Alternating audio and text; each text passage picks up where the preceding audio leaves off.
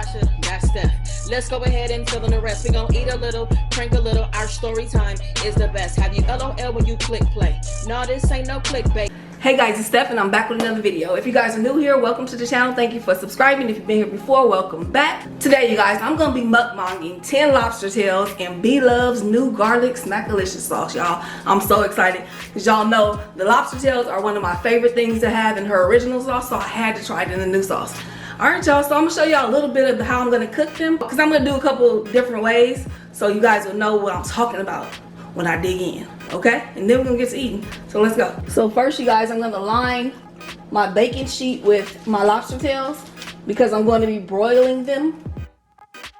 So I'm gonna season some with the Bloves Smackalicious seasoning directly on the lobster tails, you guys. And then for the next four, I have some Bloves sauce that I've already made. So I'm gonna add the sauce directly to the lobster tails and let it cook in there.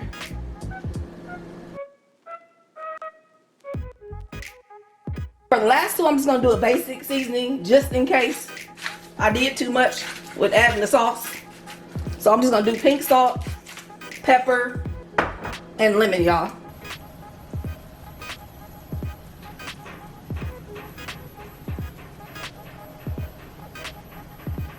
I'm gonna broil these on high for about 10 minutes, you guys, and then we're gonna get to eating.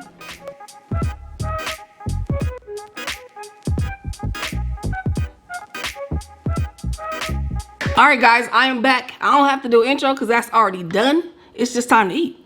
So as y'all saw in my little intro, I did some with, I sprinkled the seasoning on some, and then I did some with the actual sauce already made. Okay. Then I got a couple that's just plain, just in case that was too much.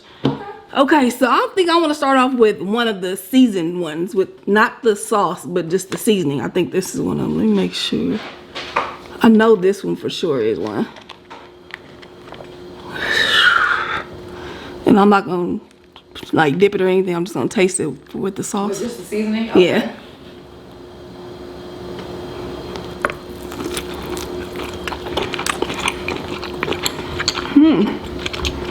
Did you season it enough? It's good. Yeah, I think I should have put more seasoning, but I was scared.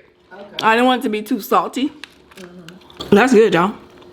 I definitely would put probably double the seasoning of what I put on it next time. Did you put any lemon or lime on it while you're cooking? Lemon, yes. Okay. Okay. I have some of the sauce here, y'all. That's good. You told them you have 12 lobster tails? Yeah. 10. Oh. Alright, so here's one that I put the actual made sauce on. What I probably would do next time is not put the onions because they like burnt. Oh, you see that? Yeah. The onions burnt because I broiled these. Oh. Yeah, so the onions burnt. But we gonna try it anyway.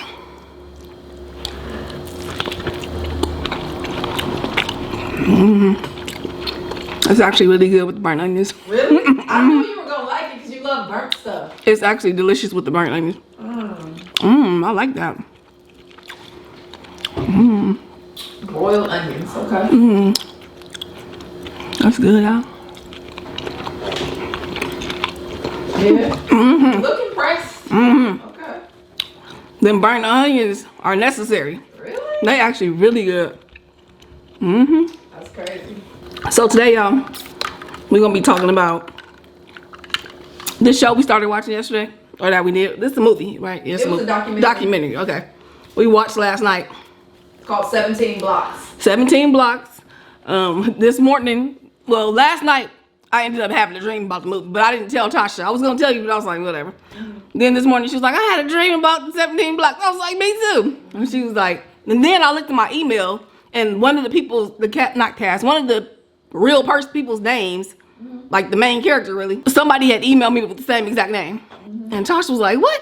Oh, he's trying to tell us something. He was like, maybe he wants us to share a story. So I was like, okay, I'll talk about it on the on my mukbang. Yeah. That was good, y'all. I'm gonna try the one without, all I did was put salt, pepper, and lemon. Oh, okay. We're gonna see. You put the ginger in the sauce too? Well, this was the one from our last mukbang, so I already had some. Oh, okay. Yeah. All right, so plain lobster tail with Bloves sauce. And I'm gonna tell you which one I like the best, y'all.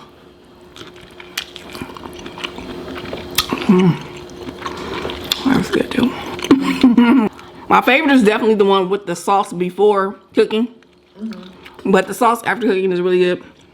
Wait. The sauce. Well, I put the sauce on before I cooked it, and I let it cook in there. Yeah.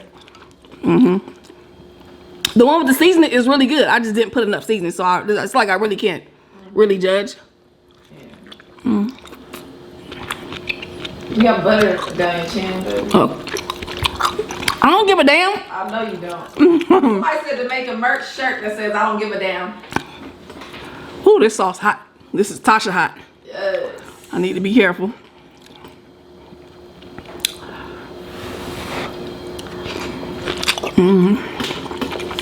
You want me to lick your thumb? I also made some roasted Brussels sprouts, you guys. They back here in the back. I don't even see those. Oh, okay. Have you heard of smashed Brussels sprouts? Yeah, so you basically put TikTok, cook them, then you smash them and then you boil them. Oh, And season them. that sounds good. And they Like dip crunchy. it in something. Yeah, they're crunchy. I'm gonna try that. Or air fryer. I don't know. You smash them and do something with them. That sounds bomb. Yeah.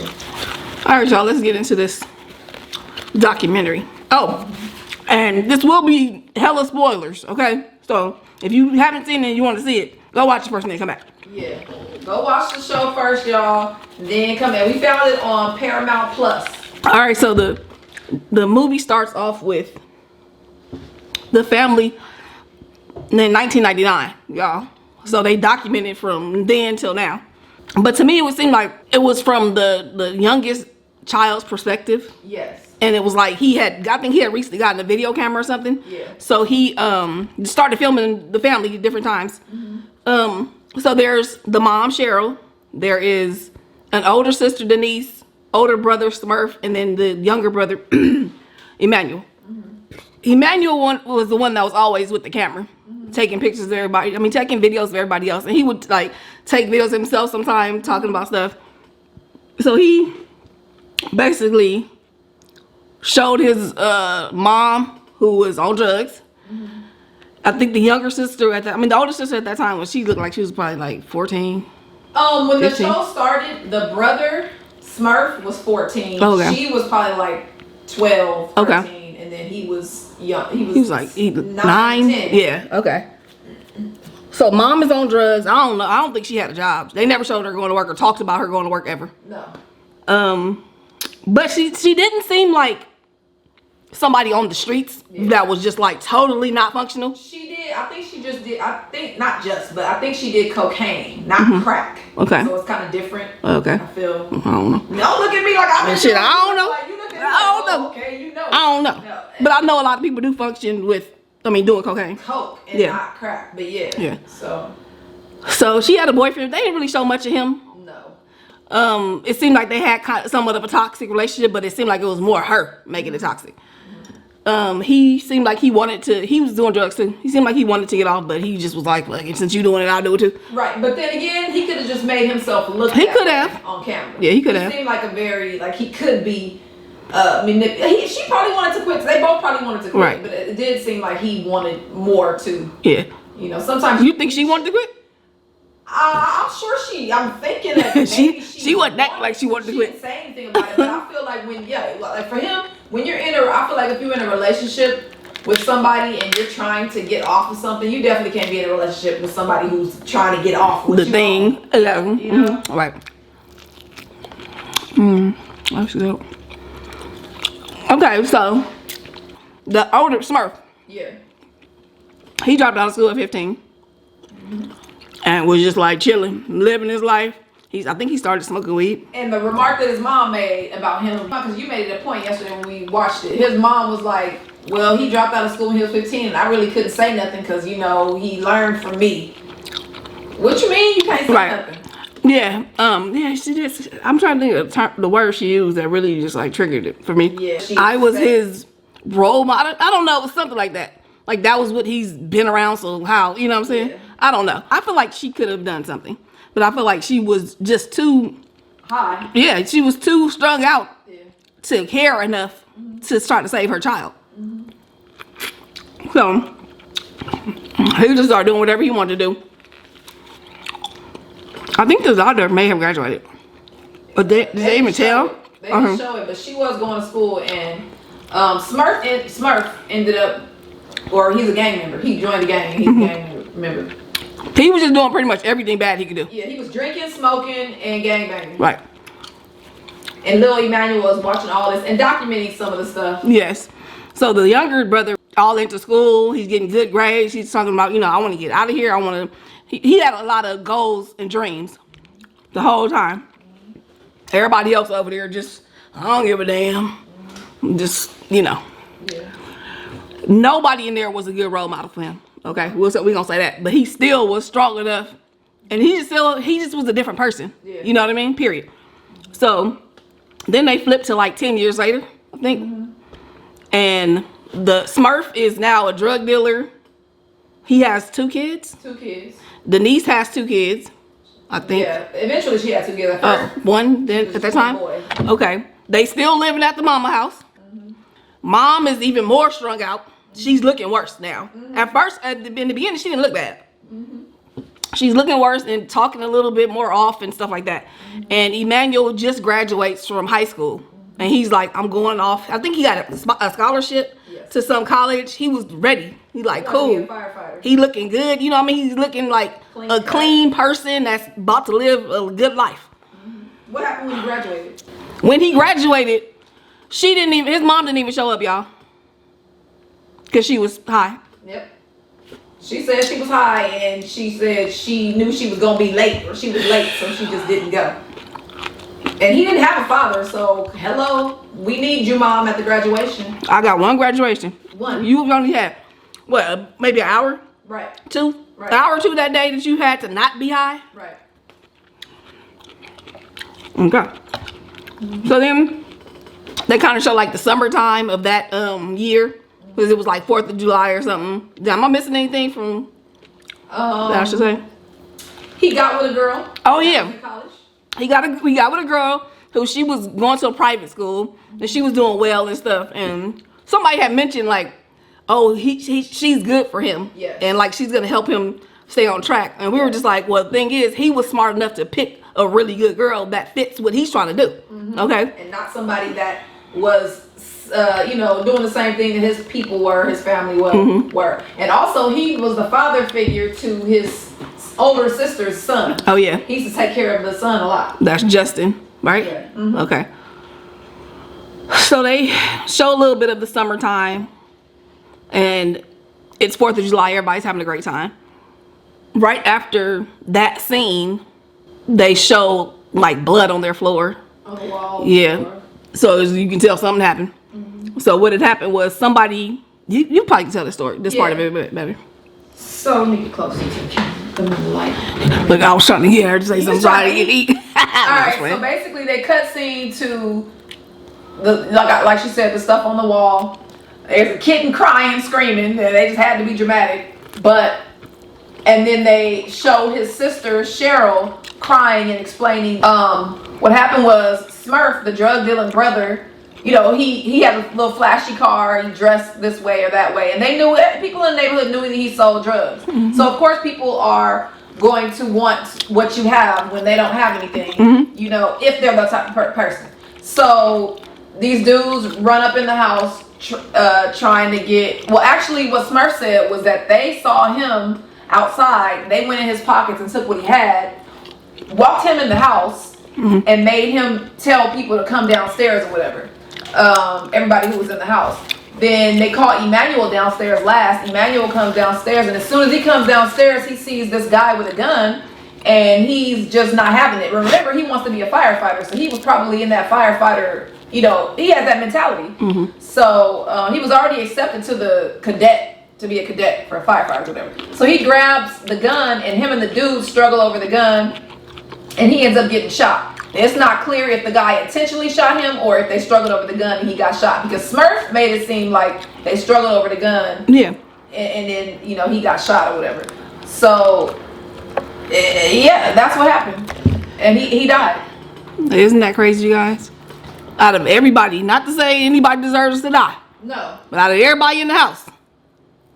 He was the one, the most innocent one, the one with the most drive. The one that was probably about to be gone in a couple months. He wasn't gonna be there. He wasn't gonna be there. His girlfriend says she feels like if she stayed on the phone with him longer, I think she just said she would have told him she loved him. I don't know. But he was about to be gone. And it's funny how good people die so tragically sometimes. Yeah. I mean, no one should. I don't feel like anybody should die unless you're a murderer. But it's just sad how someone who wasn't doing anything, who you wouldn't think, you would have thought that Smurf maybe would have gotten killed since he was a drug dealer and all that before his brother. But that, I don't know what it's for, but is it to teach them a lesson? You know, because I'm sure they all loved each other, but they probably all looked at, because they said it, he was good. Right. You know, so that hurt them, I think, a lot. It did hurt them a lot. But the thing is, Smurf kind of like pissed me off. Because it's like, you know what you got going on. You as a man should be trying to protect your family just as much as Emmanuel did. Emmanuel said he didn't have to do all that. He could have looked downstairs and been like, oh shit, and ran out the window. Right. You shouldn't have brought them in your house. Yeah. Fuck that. If you gotta die, you die outside. You know what I'm saying? Yeah. Like, he didn't even do, okay, I'll bring you in. Yeah, you gonna bring two armed people into your house with your family and kids, little kids? And Cheryl, the sister, said that when Emmanuel grabbed the gun and was struggling with the gun, after he was shot, he told her, get everybody out the house, get the kids out of the house. That's what he was worried about after he had already been shot. Right. But Smurf's like, well, let me just try to keep living. And you know this is coming down because of more than likely because of your shit. The shit you doing. Because of him. Yeah. People looking at you, they think you got stuff and they trying to rob you. But ultimately, we discussed that it was the mom. Yes. The mom's fault. When it so the mom, everybody was sad for a while, and then the mom eventually kind of seemed like she was blaming Smurf. Yeah. And she didn't want to look at how her actions really spiraled. This whole her actions caused all of everything. You know, it was a trickle down from you being a crackhead and not attentive to your kids and not guiding them properly, you know, whatever. And whatever else who knows what they have really been through, because they skipped a lot of their life. Yeah. I'm sure they have been through a lot of stuff, y'all. You got to watch your mom sitting there strung out, and she didn't hide it.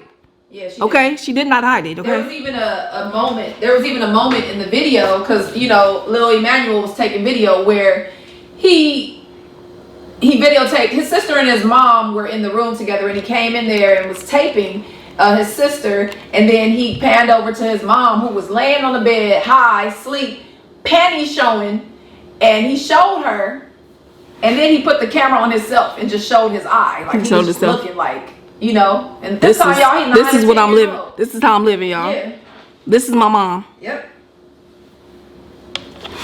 Very sad. And when we said spiraling and trickling down, her mother, she said she came from a middle-class family, but what she also said was that her mother wanted her to hang with the elite, yes, you know, crowd. You can go ahead. Her mom was, I mean, she went to a private school. She didn't seem like she had like a hard life financially, but her mom seemed like she was pressured her a lot to be in a certain class and stuff.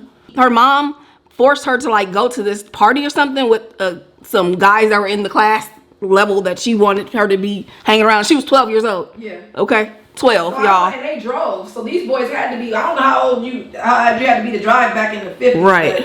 I mean, maybe you could be 14, 15, I don't know. I'm only laughing because I think my dad started driving at like 11 or something. Oh yeah. He said he could barely see over the thing. Right. Yeah. So anyway, I'm about to make it a little fast because my time is going. But she ended up getting raped by like 5 or 6 boys. Yeah. She said there was a car full that she was in the car with and a car full behind her. Wow. So they took her to a park and they raped her, you guys. She made it out alive, obviously, because she would have not been able to live her life. But that was very traumatic for her. And that may have been, I don't think she mentioned something about her not healing. Right. So, but I don't know if she said that she started doing drugs. She didn't say when the drugs came in, but she did say that she tried to, you know, blow it off and continue with her life. And what she did wrong was that she did not heal herself from what had happened. And that just caused her life to be horrible because she basically was trying to escape reality all the time instead of dealing with her emotions, grieving, and, you know, healing. I think it's a good lesson for everybody. You know, we all go through things, whether it's family stuff, things that relationship type things, friends, whatever. That we don't heal from, and then we go into the next situation holding that baggage and having these walls up, and even maybe not wanting to remember it, so we over here escaping reality in some kind of way too. You know what I'm saying? We all do it. Yeah, we all do it. Like, if you are on drugs, you do not have to have kids. No. Wait till you can get off, and if you can never get off, just don't have them. Why? Do not put another human being's life, because this is your child, but it's not really your child. It's your child, but this is still a human that has to go into life without you, with nothing. You know, one day they're going to be an adult. Exactly. Do not start a human being's life off with a crackhead mom or dad. You know, just don't. Yeah. And another thing that I, you know, observed in the movie is the difference between like how Emmanuel was handling and how Smurf was handling. There's two different people. So yeah, you may have some people that are able to get out of these situations, but you have other people that can't take it. So their lives end up being bad. Like he basically didn't heal from the stuff he had been put through. So now he's about to start the same cycle with his sons. Because he ended up going. Now he did go to jail several times. He was in and out. Yeah, he was in and out of jail. But then he was on drugs as well. You guys, they showed him doing PCP at one point. And I think he got a second chance. He did. He got a second chance. The judge, he was about to get 30 years. And the judge was like, basically, you got a couple months to get yourself together. And he did. He got himself together. He got a real job. He got off drugs. And they ended up not making him go to jail. He just got probation. So hopefully things are brighter for him and his sons. But people don't get it. Like, if he wouldn't have changed himself, here you are, like, about to the next set with your kids that's gonna be killing other people, exactly, and robbing people and doing this and doing that. Yep. I like the fact that judge actually was a judge and not an asshole. Right. Now, anyway, I don't feel like the justice system is always fair, but I like when it is. He didn't kill anybody, not directly. I mean, he got his brother killed, but he didn't kill anybody directly. He got out and said, okay, the what do you call it? Jail is supposed to be a rehabilitation place. Now, do I feel like you can rehabilitate a murderer? No, but that's my opinion. A rapist, no. But somebody who's robbing is robbing because they need money. They don't do it because they just find joy in robbing people. Some people might, but this boy look what he came from. He had to rob before he was old enough to get a job. So that was his thing now. And she gave him a chance to get out, get a job, and not be on drugs. They tested him weekly, I guess. He wasn't on drugs, and he kept the job. That's what you're supposed to do, to rehabilitate people. Yeah. Get them out there into the workforce, working, and let them see how it is to just live a regular life. Yeah. Yeah, so that was that, y'all. We both dreamt about it, so it must have really affected us in some kind of way, had us thinking. So we had to share that with y'all. Hopefully, we didn't spoil it too much for anybody. It's your fault if I did, because I told you to go watch it first already. I gave you a warning. Anyway, if you guys have any comments you want to add, please do so below. If you guys have any good documentaries, because I like to watch documentaries similar to that, where people have, well, not when people are getting killed, but when people have succeeded in life, you know, like they've overcome stuff, and stuff like that. I would love to watch those. Let me know what it is. All right. Until next time. Only good vibes. Peace.